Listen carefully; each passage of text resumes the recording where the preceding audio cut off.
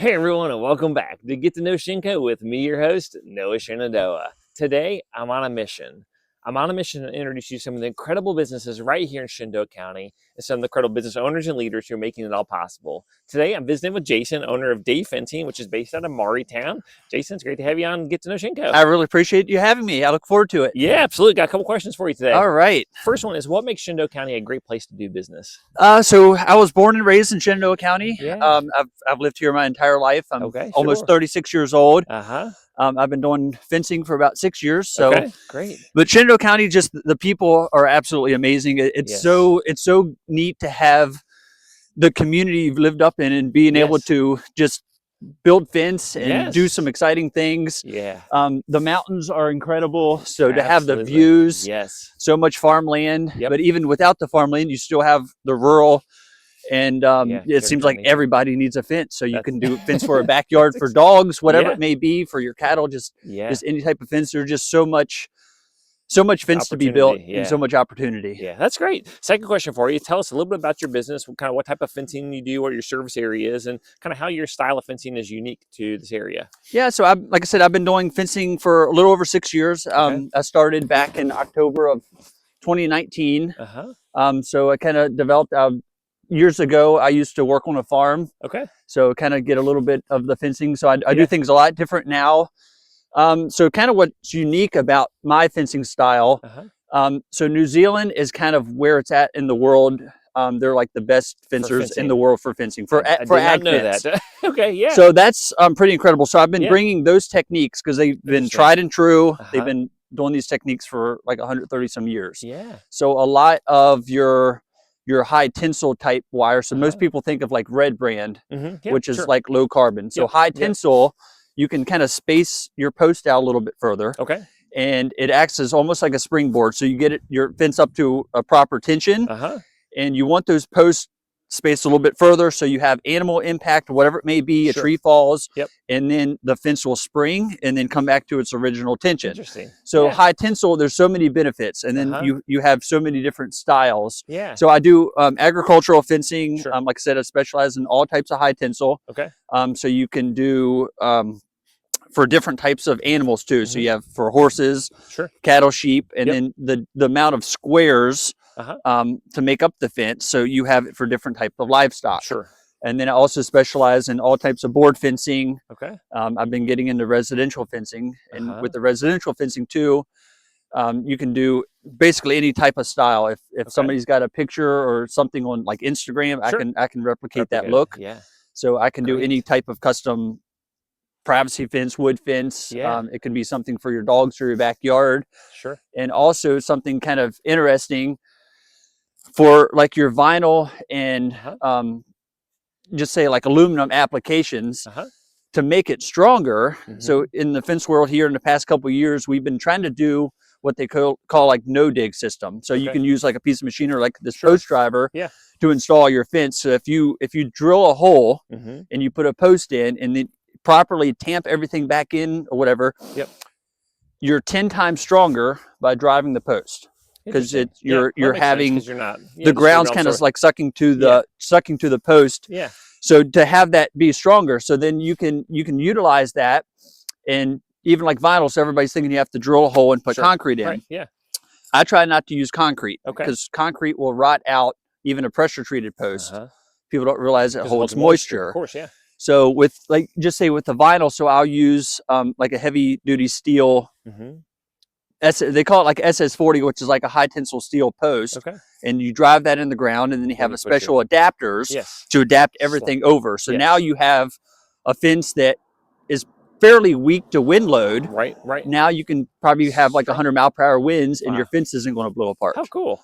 And then same thing with aluminum. Aluminum's kind of weak because it's thin walled, Yeah. but you can drive like an I-beam Sure. and then sleeve everything over. Yeah. So it just What great you said Yeah. new technology or New different technology. Yeah. Yeah. Or new equipment. new equipment as Yeah. well. So Yeah. it's neat to be have that mindset Sure. where you're trying to make everything, build it once, Yep. and have it last. Yeah. Absolutely. That's That's great. what I'm about. Next question for you. You've won actually a pretty prestigious award. Speaking of New Zealand, can you tell us a little bit about that? Yeah, so back in 2023, so there's a competition for the whole U.S. Okay. and you get to win a trip to New Zealand. Nice. So, like I said, New Zealand's where it's at with Yeah. ag fence, Yep. and they've been doing these competitions, I believe, for 70 couple years. Wow. And you have to be from New Zealand to compete. So Uh-huh. they in 2023 they opened it up. The year before, I think they opened it up for the UK, and Okay. then in 2023 they opened it up for the US. Uh-huh. So you have to win this competition to go to New Zealand. Wow. So we get a free trip to New Zealand. Uh-huh. Most of it was paid for, Yeah. and go there and compete with What a the cool world opportunity. best Yeah. fencers. Yeah. So that was an amazing opportunity. Yeah, A buddy for of mine, sure. Alex Masser from Pennsylvania, we Uh-huh. teamed up Okay. as a team effort. Yeah. And it's all done by hand, so you can't use machinery on this. It's all Ooh, done by hand. I like that. So it was really interesting. So we did well. Our quality was really well. It's just to build fence in that time limit, and Yeah. everything's measured by millimeters. Okay. So Okay. the post height, just everything's measured by millimeters, and then Yeah. your points are bad, so you're gaining points for everything that's off. Off. Interesting. And then the time limit too. So Yeah. it's just whoever finishes first, you're a point a minute that you're gaining. So Wow. but we How did cool, did what a great good. Yeah, opportunity. it was really neat. Yeah. So the reason I do these, and I go to different fencing events Yeah. every year, is to meet new people. Sure. So meet contacts. I've got fencing contacts literally all around the world. For sure. And if you have an issue going on where you just say the ground's doing something different than you're not expecting, where it worked before, Right. I mean, you can call all sorts of... and have somebody that'll be able to help you. Yeah. And it's all about my customers. So Uh-huh. that's the reason I'm doing this, is to Sure. better my fence for Yep. my customers and Yeah. provide the highest quality I can. Yeah. That's great. That's great. So Jason had these 3 questions in advance, but we always like to do a fun question at the end. So with all the fencing that you've done over the past 6 years, first question I have, or I actually got 2 different options, but I'll give you the first one. What's the most interesting animal you've ever had to build a fence for? Probably alpacas. Alpacas, okay. Yeah, that was different. Yeah. Yeah. All right. So second question for you too, since you got that one so quickly. What's the largest amount of acreage you've ever fenced? So I've built a lot of fence on a farm before, but Uh-huh. the most I've ever done is almost a mile at Wow. once. Uh-huh. But I always have repeat customers. So that's another great thing about Shenandoah County. You build those contacts and relationships. Sure. And then it seems like every year I'm always going back to a farm that I've done years That's right, prior. to do more work. Like I said, there's just so much fence to be built, and Yeah. you get on farms that you've got so much fence, and then they want to do so much every year. Yeah. And word of mouth. So I haven't Great advertised. Yeah. So it's all been the better when you have all word customers of reaching mouth. out to you that are already... Yeah. Yeah. So I'm so thankful. That's awesome. That's awesome. Well, Jason, on that note, thank you so much for being on Get to Know Shinko with me, your host, Noah Shenandoah. To learn more about and connect with Day Fencing, check out their Facebook page. It has all sorts of cool videos and reels of all the different types of work that they're doing.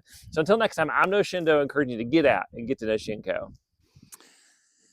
All right. So my wife Mary made this for me a few months ago. So it just basically is for my customers, so I don't have to scroll through my phone when they ask for certain types of fencing that I do. So here's a picture of when Alex and I won for New Zealand, which was an amazing experience.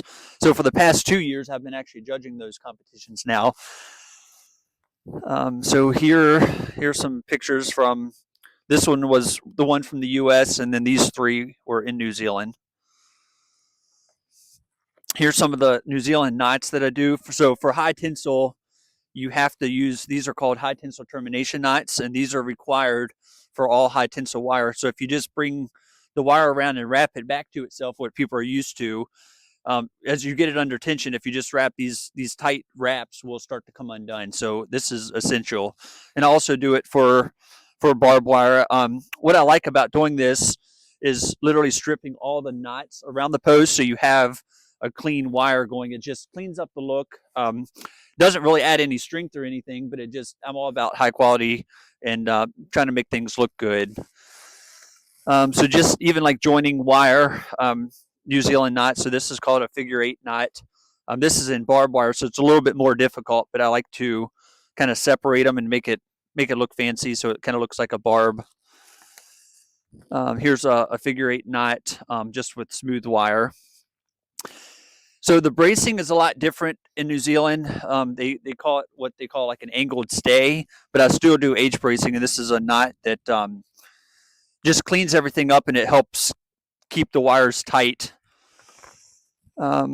So also, this is really interesting. So the bracing in New Zealand is really unique. Um, so they have different types. So the bracing on the ends, this is called a swinging foot. So basically, it's a piece of wood or a post in the ground with stainless wire on it, and this will keep your end post. They call it a strainer.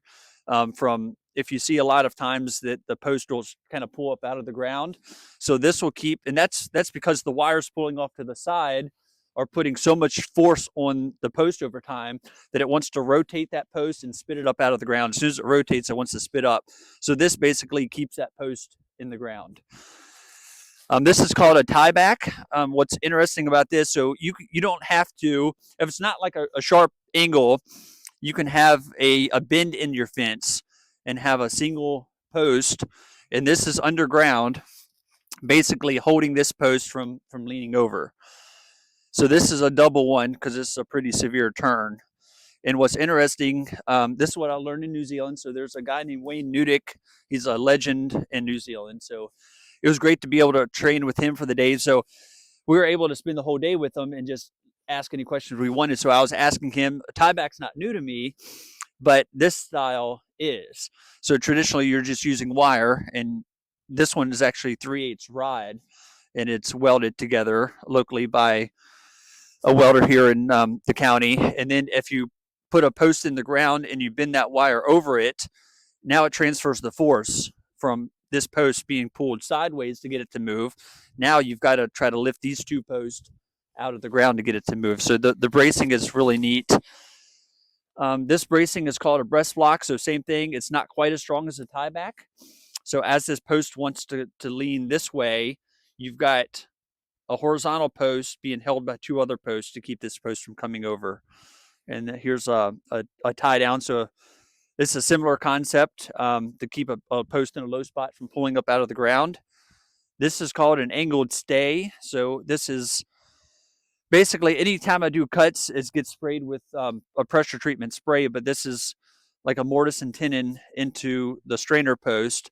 And then where it meets this post subsurface, about a foot down or so, you're getting below that oxygen level, so you won't have that rot. And then there's another post to match this angle, another post driven in the ground. You can be about 8 foot deep if you can get it. And then you've got different types. So these numbers mean, so most of the fence that I do here, everybody wants like 949.6. So the 9 represents the amount of line wires to make up the fence in length. So it's got 9 wires going. The 49 is inches tall of the fabric. And then the 6 are these squares. The verticals are 6 inches apart. So you get smaller animals like sheep and goats. And horses, you want that to be closer together so that they can't obviously get out.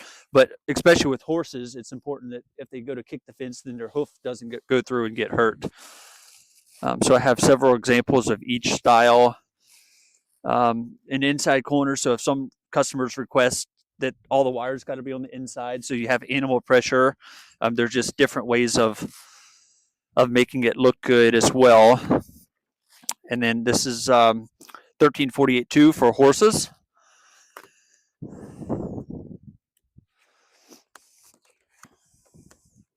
And this is 1348.3 for sheep and goat. Like I said, I try to strip all these verticals out around the post so that you have nice clean lines, and you can see the termination knots. Just high tensile barbed wire. So this one's kind of new to a lot of people too. So it's a smooth high tensile wire, and it's surrounded by a poly coating, so it's safe for horses. If you just use just regular electric wire, it can cut a horse if they slam into the fence. Here's the smooth high tensile wire for mostly for cattle, and then you can put electric on it. This is kind of interesting. So if you have a multi-generational farm and you know your kids and grandkids are going to be like inheriting it, and you just want that fence to last forever. So basically this is about like 100-year fence. So this is SS40 pipe. So it's high tensile steel. It's thick walled. it looks like a chain link pipe, but it's way thicker. And then you can drive that with the post driver, and now your post and all your bracing is metal. So your wire's going to last. It's got special coating and stuff for your wire to last. Very often. So here's some examples of board fences that I've done. I take pride in doing like carpentry work and mitering all my corners. I don't like the inlets like butted up to each other. I specialize in curves and just making it look good. Sometimes I get customers requesting, because it looks better up against housing and stuff to use square posts sometimes. So I'll try to make it look like a cap on top. All types of customized gates to match. And then you have different types you can do. This is pressure treated poplar. And then you can also use southern yellow pine. I'll build custom gates, and then you can build it to fit the lay of the land. Instead of making them all square, I can custom build it to fit the terrain. Different styles. Like I said, I can match anything. So dog fences, privacy fences. This one's an 8-foot tall privacy fence. This one's kind of unique. I did this one in Strasburg, Virginia. This is a shadow box. Here's some aluminum fence like I talked about, and it's got a special insert, so it's a post-driven first, and everything gets sleeved over it for strength. Some split rail, and all this is pressure treated. Actually, this job was in Frederick County, and I was told this house was built in 1851. Oh. Actually, 1751. So it's the oldest house in Shenandoah County. Here's vinyl, so that the metal post I was talking about earlier, that's actually driven inside these, and there's special adapters to connect the two. And this was kind of unique. So this customer is a repeat customer of mine. I use stainless steel cable, so they put J bunks behind for feeding cattle. And then also have different types of things for water gates. There's so many different options. If you'd like to have your business featured on Get to Know Shenco, please reach out to me, John Fogel, at jfogel@shenandoahcountyva.us, or message me right here on Facebook. We appreciate you watching this video and helping you get the word out of all the amazing businesses right here in Shenandoah County.